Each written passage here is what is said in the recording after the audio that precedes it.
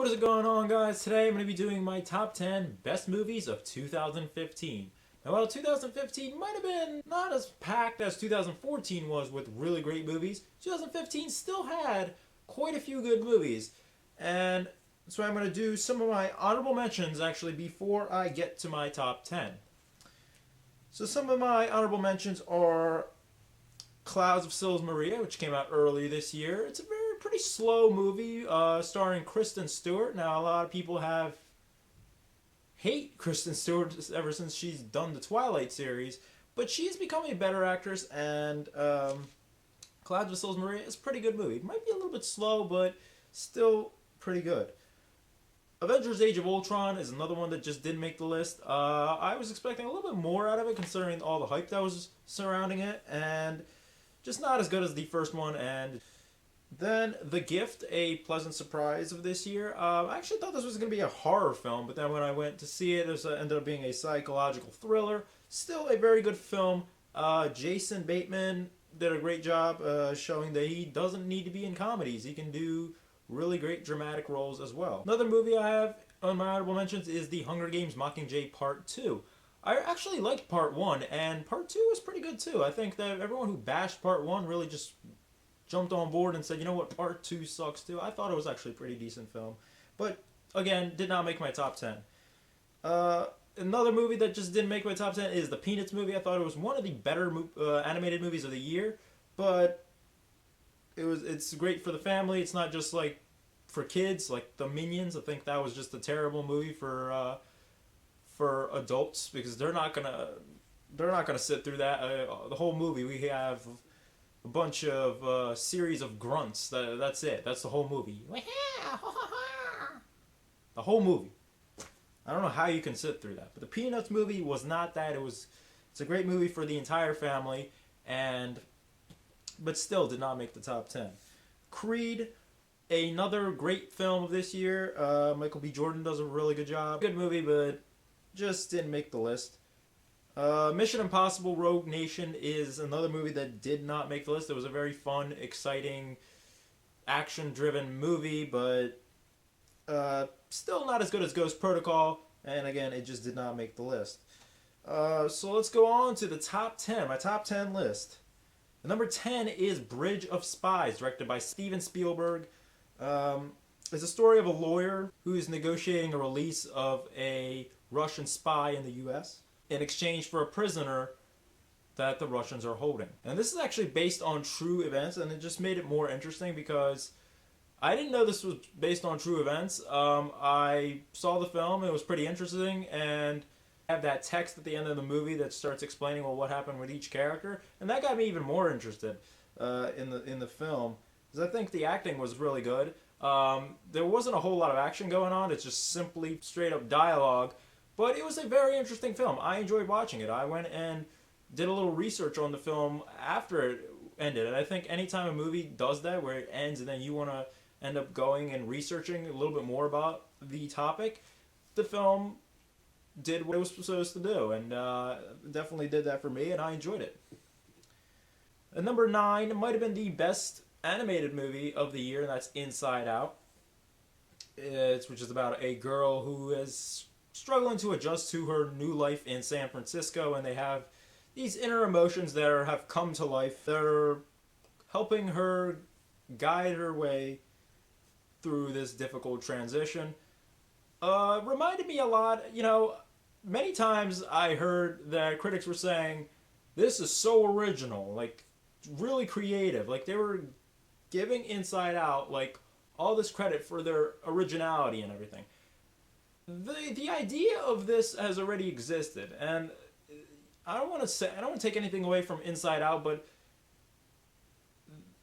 they've taken a concept that has already existed and just improved it and made it a very good film. I remember watching Osmosis Jones. Very similar. They even made a TV series called Ozzy and Drix. And then there was a sitcom on TV, I believe it was on Fox, that was called Herman's Head. So the idea of your inner emotions, your inner feelings coming to life and like guiding you and telling you what to do and even controlling your body at times, has already existed. Inside Out, didn't come, in the movie Inside Out, this isn't the first time we're seeing it. So critics are just maybe giving Inside Out a little bit more credit for the originality than they should. I just wanted to throw that out there. But Inside Out took a concept that already existed and improved upon, like I said, and they did a really good job, and it was a very enjoyable film. And number 8 is Mad Max Fury Road, one of the best visual movies of the year. It is a fun roller coaster fueled film that has a great amount of action, but not too much to smother the story or the acting. One thing I will say, I did wish the story was a little bit more complex because it's a pretty simple story. They might have made it a little bit more complicated, but otherwise, this was a fun film to watch. Visually, like I said, it was amazing. Some of these scenes, you just wonder how in the world they were able to film this. This is what action movies should be, because these last couple of years, we've been getting these action films that have just been completely horrible. And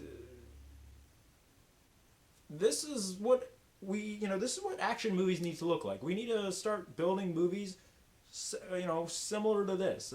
This is what we need to see. And they're going to be making a sequel to this movie, so I can't wait to see that one. Number 7 is a movie that came out earlier this year. I believe it was like late January, early February.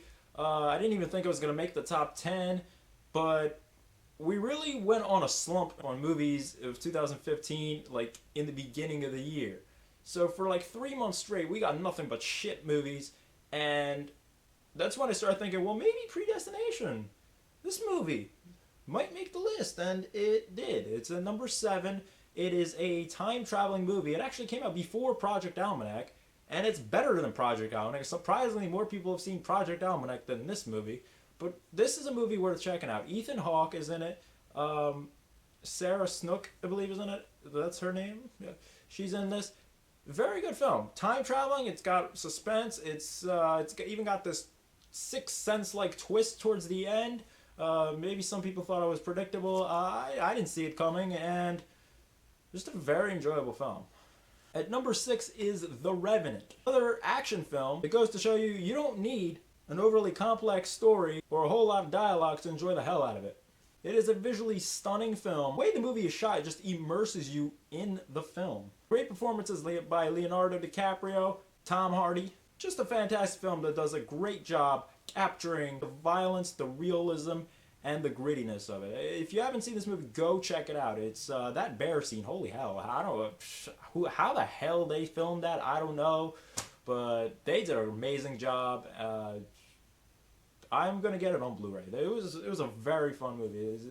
I might go watch it again in theaters. The number 5 is a movie called Spotlight, which covers a very disturbing topic about the Catholic Church. There's a scandal going on with the Catholic Church, and this is actually based on true events. And it's about reporters who are seeking justice for the victims that reported that they were raped. I'm going to leave it at that. I don't want to say any more just in case you haven't seen the movie. It is one of those movies that you just want to go into not knowing anything about, and that's what I did. I knew nothing. I didn't even see the trailer. I went in, saw it, and it was a pleasant surprise. It was not expecting a whole lot. This is one of these movies that came out later in December that I guess they're expecting to get nominations. This is when all the movies come out. In late December, we're getting all these Oscar nominated films, and I believe this is one of them, but this was actually a really good movie. I really wasn't expecting much from this film. It is a very well written and directed film. The acting is really good. I think it's definitely worth checking out. At number 4, we have The Hateful Eight, the 8th Tarantino film, and it is yet another Western, much like the Django Unchained. It's got that satire that Tarantino likes to throw in there in his films.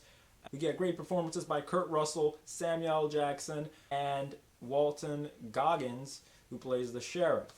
Now, while this film doesn't have much action, this movie's over 2 hours long, and it's just filled with nothing but dialogue. But I'm still glued to my chair.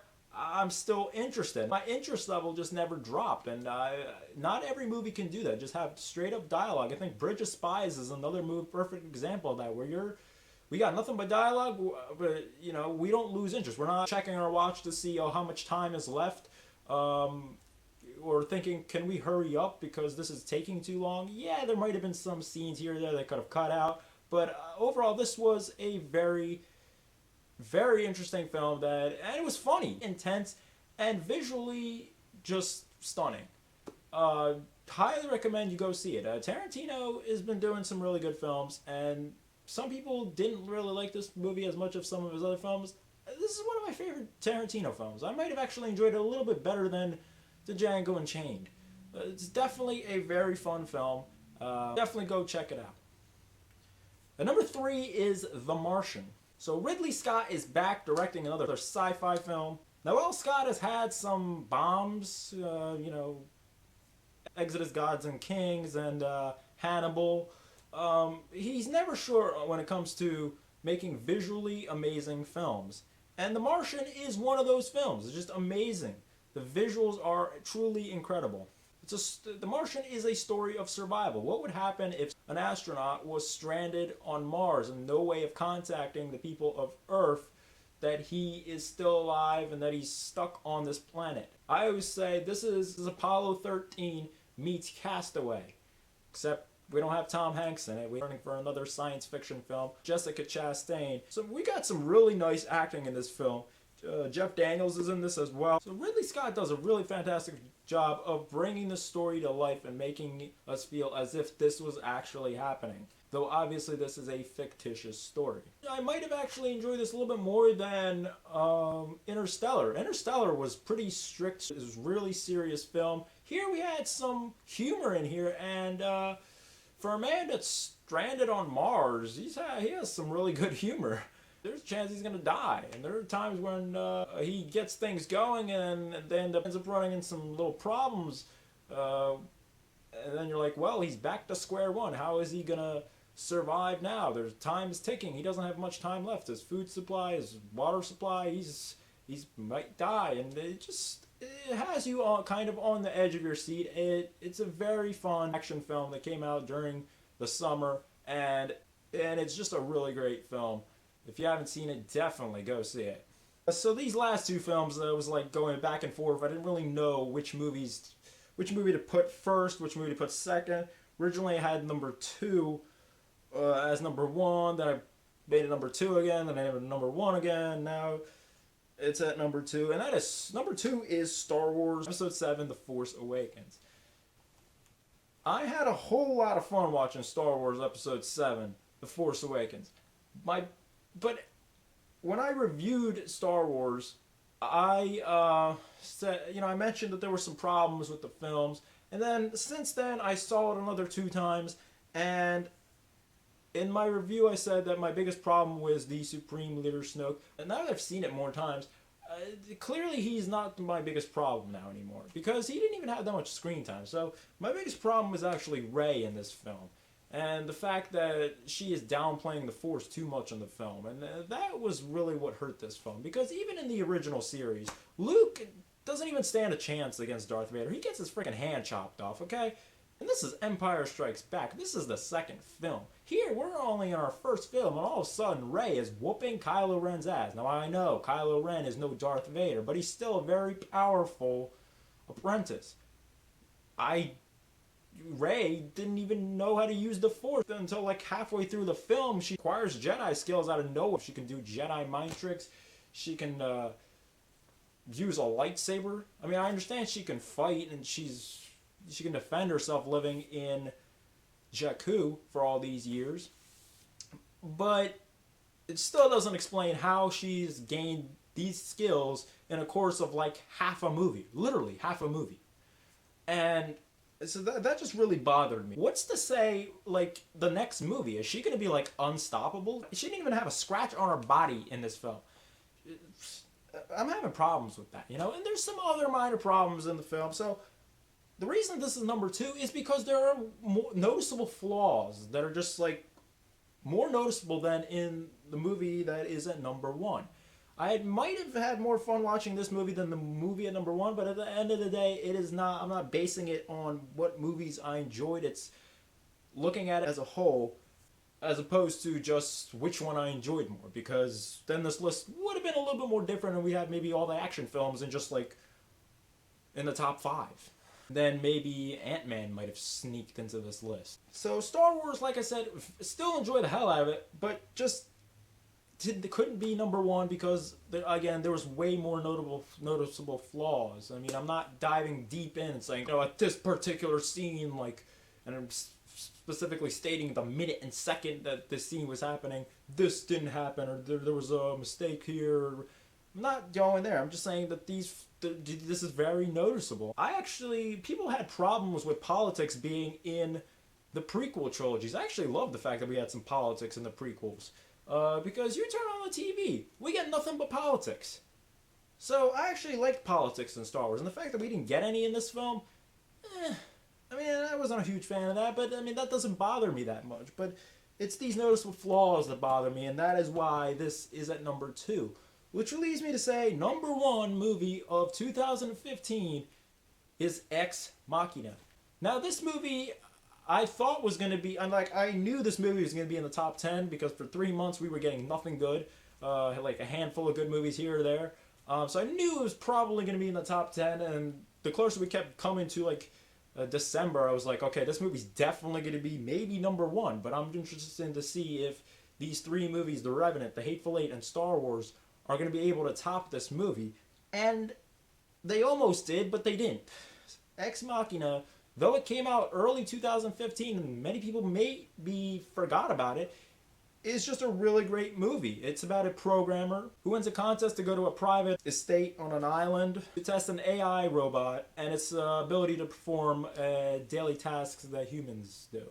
It's a gripping, intense, packed film that gives us twists and turns throughout the movie. While predictable at times, still a very exciting film that gives us some really great, intense scenes and great acting. And we actually even have some Star Wars stars in the film. Oscar Isaac, who plays Poe Dameron in Star Wars, he's in this film, and Domhnall Gleeson, who plays the general, is also in this as well. And Alicia Vikander does a fantastic job in this film playing the AI robot.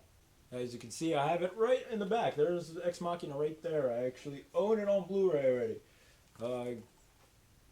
Must-see film. This is, in my opinion, the best movie of 2015. If you haven't seen it, check it out. I kept talking about this film all year, not knowing that it might have been the best movie of 2015. And it ended up being the best movie of 2015 for me.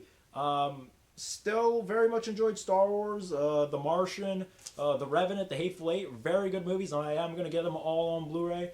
But this just did it for me. This didn't have as many problems as some of the other films did. And this was fun as hell to watch. Strongly recommend you go see this movie if you haven't. Performances are great. The story itself is very interesting. And it's intense. It's a thriller. So definitely go see it if you haven't already. So that is pretty much it, guys. That was my top 10 best movies of 2015. Comment in the comment section below what your top 10 best movies of 2015 were. Do you agree with this list? What movies do you think should be on this list that aren't? And you might as well just comment what were some of the worst movies of 2015. I already did a short little video on the worst movies that I thought of 2015 because there were way too many bad movies to come out this year to just sit down and talk about them. So I just did a little video montage with some music in the background, just showing you some of the movies that I've seen that I thought were pretty terrible. I'll leave a link in the description below to check it out. But yeah, guys, thank you so much for watching. You hit that big thumbs up, comment, and subscribe, and I'll see you next time for more unboxings, reviews, and movie news.